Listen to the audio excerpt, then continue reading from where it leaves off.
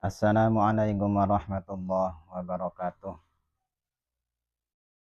Alhamdulillah wassalatu wassalamu ala Rasulillah wa ala alihi wa sahbihi wa man walah. Amma ba'du.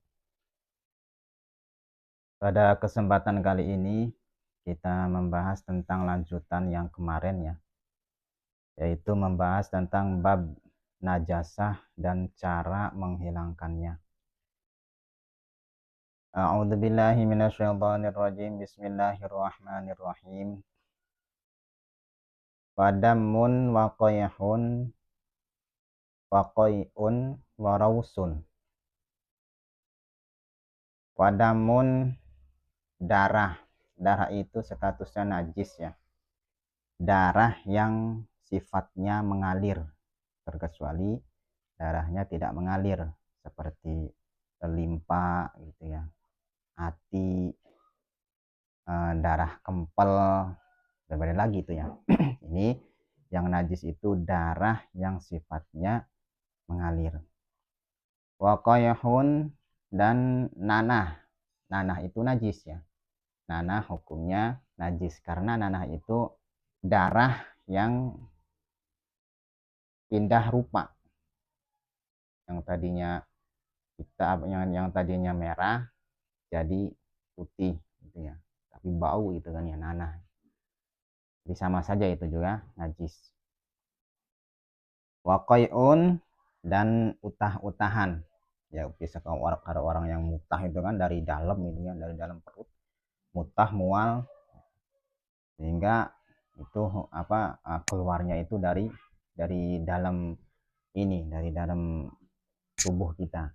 Nah itu najis hukumnya ya, meskipun tidak berubah keluarnya itu. Jadi misalkan nih masih dalam keadaan, misalkan kita habis makan apa gitu kan ya, keluar lagi. Nah itu meskipun tidak berubah warnanya ataupun baunya ataupun sifatnya, masih itu juga tetap hukumnya. Kalau statusnya itu utah-utahan, maka hukumnya najis. Kalau goiti ya sama saja seperti kotoran manusia. Itu status hukum najisnya itu sama saja seperti kotoran manusia. Warausun dan juga raus, kotoran manusia juga ya. Jadi statusnya sama seperti air kencing, artinya najisnya gitu ya. Itu juga sama najis. Emang ya betul ya, raus itu hukumnya najis karena memang ini ya seperti air kencing. Tapi misalkan nih ada sesuatu yang mana sesuatu itu ditelan oleh hewan terus dikeluarkan lagi, tetapi sesuatu itu tidak hancur dan tidak berubah apa-apa, hanya jadi masuk dari mulut hewan, keluar lagi, bentuknya pun sama, sifatnya pun sama, tidak berubah apa-apa, maka itu bukanlah najis tetapi mutanajis. Artinya itu boleh dicuci, boleh dimakan apabila sudah suci, sudah bersih, sudah tidak lagi najis, karena itu sifatnya mutanajis ya. Kayak misalkan nih kemarin itu tahun berapa tuh ya, sempet heboh tuh luwak gitu kan ya, sempet heboh. Jadi kopi luwak itu kan prosesnya gitu kan ya, pembuatannya dari hewan luwak, kopi ditelan oleh hewan luwak gitu kan ya, dikeluarkan lagi. Itu bau hewan luwaknya itu masih menyerap di kopi tersebut. Jadi hukumnya itu kopi yang ditelan oleh si luwak itu hukumnya mutanajis, artinya boleh dimakan ketika sudah bersih, sudah suci gitu ya.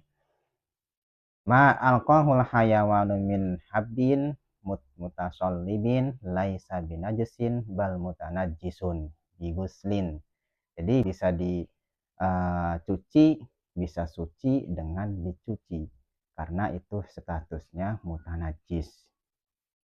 Wa yu'kalu dan juga boleh dimakan gitu ya.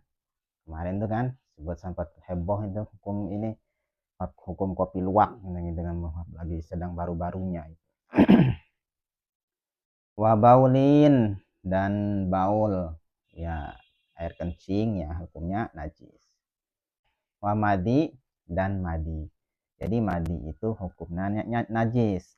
Karena ada kan ya di saluran pencernaan manusia itu ada tiga cairan. Yang pertama mani, yang kedua madi, yang ketiga wadi. Gitu ya. Nah itu kalau mani tidak najis, tapi kalau yang dua ini madi dan wadi itu hukumnya najis. Nah, di sini madi itu hukumnya najis. Karena ketika seseorang keluar madi, maka itu hukumnya wajib harus dicuci kemaluannya. Karena itu statusnya status hukum najis itu sama saja seperti air kencing gitu ya. Tapi beda bentuknya, beda sifatnya, beda apa namanya? Beda warnanya aja gitu ya. Karena itu bukan air kencing, tapi status hukumnya masih tetap terbilang najis seperti air kencing. Artinya ketika keluar air madi maka wajib harus dicuci kemaluannya. Wallahu a'lam bishawab.